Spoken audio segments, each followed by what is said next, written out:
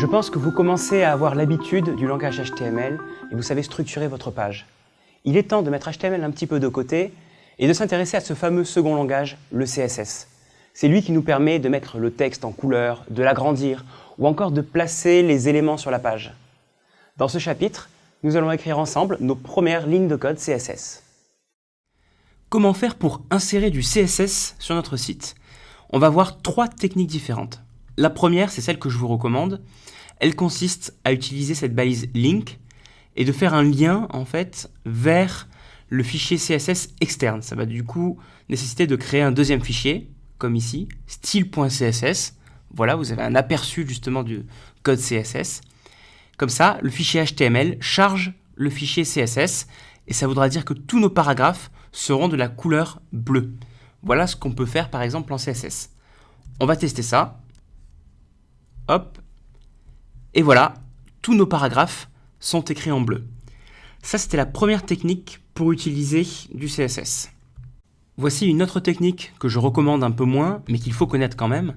Plutôt que d'utiliser un fichier CSS externe, qu'on référence depuis cette balise link, on va directement écrire le CSS dans l'entête, head, comme ça de la page, dans une balise style. Style/style, et tout ce qui se trouve à l'intérieur, c'est du code CSS. Ça fonctionne aussi très bien, le résultat est strictement le même. Dernière technique, elle consiste à mettre directement le CSS à l'intérieur de la balise dans un attribut style. Par exemple, p style égale, et là je vais écrire color blue, et cette fois seul ce paragraphe-là sera coloré en bleu. Le premier, puisque c'est ici que j'ai mis color blue, donc seul le premier est en bleu. Ça, c'est une autre technique aussi, mais vraiment, c'est celle que je recommande le moins, parce que c'est trop précis, ça mélange trop le HTML et le CSS, et vous feriez mieux vraiment de le séparer dans des fichiers différents, c'est plus facile à contrôler. Pourquoi? Eh bien parce que le fichier CSS peut commander plusieurs fichiers HTML différents. Par exemple, si vous dites dans un seul fichier CSS, les paragraphes sont en bleu, eh bien les paragraphes seront en bleu sur la page 1, la page 2 et la page 3.html de votre site. Alors que si vous mettiez le code CSS à l'intérieur des pages HTML et qu'un jour, au lieu de vouloir écrire en bleu, vous voulez écrire en vert, eh bien, il faudrait changer tous les fichiers un par un. Alors que grâce au fichier CSS externe, tout est centralisé et c'est très facile de tout changer d'un coup. Revenons sur la méthode que je recommande, c'est-à-dire le CSS externe. Et intéressons-nous maintenant à ce code CSS. Qu'est-ce que ça veut dire? Eh bien, on a le nom de la balise. Vous voyez qu'il n'y a pas les chevrons, il y a juste le nom, par exemple P ici, suivi d'accolades, et à l'intérieur, on a des instructions qui indiquent à l'ordinateur ce qu'on doit modifier, par exemple ici sur les paragraphes. Color blue indique que la couleur du texte des paragraphes doit être en bleu. Et on peut rajouter d'autres instructions, évidemment. Par exemple, si j'écris font weight bold, comme ici, eh bien tous les paragraphes seront en bleu et en gras, comme ceci. Reprenons un cas simple, par exemple juste la couleur bleue. Qu'est-ce que je peux faire? Je peux par exemple changer P et mettre H1, et dans ce cas-là, ce sera uniquement les titres H1 qui seront écrits en bleu.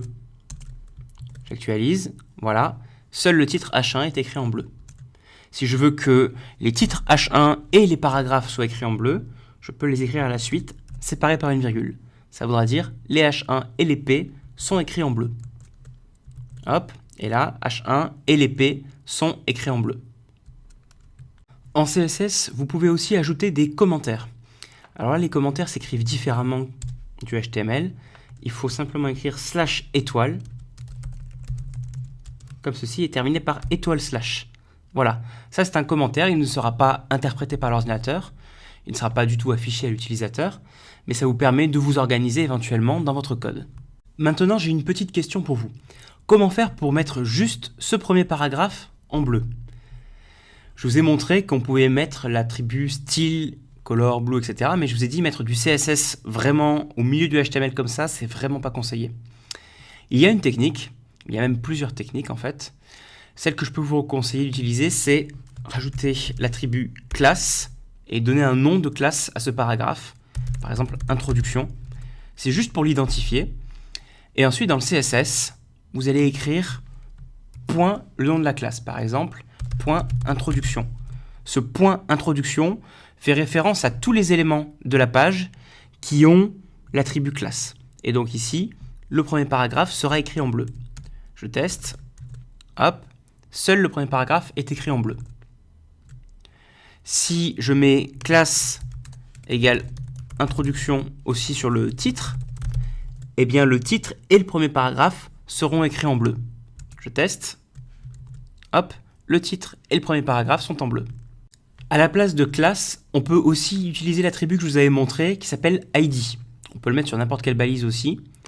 Par exemple, si on fait ID égale introduction comme ça, dans ce cas-là, ça veut dire que dans le CSS, il faudra écrire non pas point introduction, mais dièse introduction pour faire référence à l'élément qui a l'ID introduction. Alors vous allez me dire, c'est quoi la différence avec classe?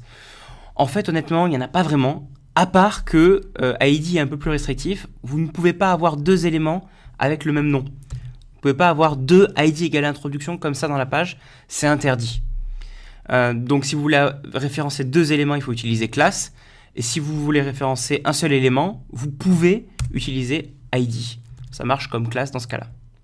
Et dans ce cas-là, vous ne verrez pas de différence. Il y a juste, voilà, le premier élément qui est avec le couleur bleue. Je dois profiter de l'occasion pour vous présenter aussi d'autres balises. Des balises un peu spéciales. Les balises div et les balises span.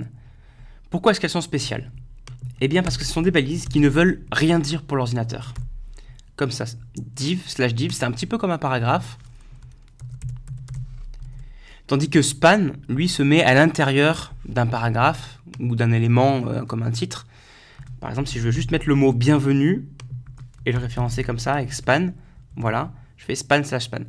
Ces balises sont donc ce qu'on appelle des balises génériques. Ça ne signifie pas que c'est un paragraphe, ça ne signifie pas que c'est un mot spécial, c'est juste pour entourer l'élément et pour avoir la possibilité eh bien, de mettre une classe ou un ID dessus pour le cibler juste lui. Si je fais classe introduction sur le span ici de bienvenue, ça me permet de mettre juste bienvenue en bleu. Donc si je fais point introduction, ici, eh bien bienvenue sera écrit en bleu. On n'a plus qu'à tester. Voilà. Ça, grâce au span. Et vous voyez que mon div, eh ben, il n'est pas si différent, hein, le texte que j'ai mis ici. Mais simplement, c'est un élément générique pour l'ordinateur. Donc lui, il ne comprendra pas si c'est vraiment un paragraphe de texte ou autre chose. On peut aussi mettre des classes et des ID à ces divs.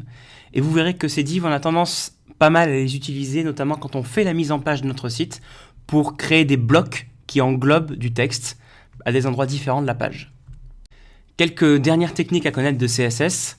Vous pouvez utiliser une étoile pour référencer tous les éléments, c'est-à-dire toutes les balises de la page. Ça veut dire que toutes les balises seront écrites en couleur bleue. Je teste, voilà, et là, tout est écrit en bleu. Je peux aussi dire que je veux cibler uniquement le paragraphe qui suit le titre H1. Pour ça, je fais H1 plus P, et ça veut dire uniquement le paragraphe qui suit un H1. Donc ça sera uniquement mon premier paragraphe qui sera écrit en bleu. Et que faire si vous avez plusieurs balises comme EM par exemple dans la page? Vous avez ici un EM dans un H1 et là un EM dans un paragraphe. Si vous voulez uniquement cibler le EM qui se trouve dans une balise H1, ce que vous pouvez faire, c'est écrire H1 espace EM. Il y a juste un espace, rien d'autre entre les deux. Et ça voudra dire tous les EM qui se trouvent dans les H1. Et donc, uniquement ce mot-là sera en bleu et pas celui-ci. On teste, on vérifie. Voilà, uniquement ce mot-là est en bleu et pas celui-ci.